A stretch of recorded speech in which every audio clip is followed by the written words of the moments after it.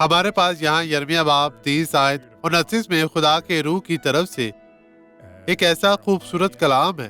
یہ کہتا ہے، اور ان میں سے شکر گزاری اور خوشی کرنے والوں کی آواز آئے گی، اور میں ان کو افزائش بخشوں گا اور وہ تھوڑے نہ ہوں گے۔ میں ان کو شوقت بخشوں گا اور وہ حقیر نہ ہوں گے۔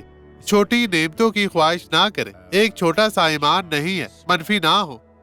کوئی ایسا شخص جو ہر وقت روتا ہو، جاگیں، بیدار ہو، خدا کے پاس آئیں، اس کے ساتھ رہیں، اور ترقی، خوشحالی، بحالی، فتح یابی آپ کی ہے۔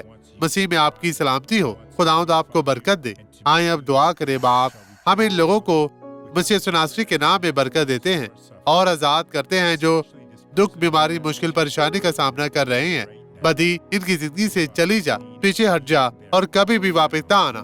میں تجھ سے ابھی یسوع کے نام میں مطالبہ کرتا ہوں، چلی جا، غائب ہو جا یسوع ناصری کے نام میں۔ خداوند آپ کو برکت دے۔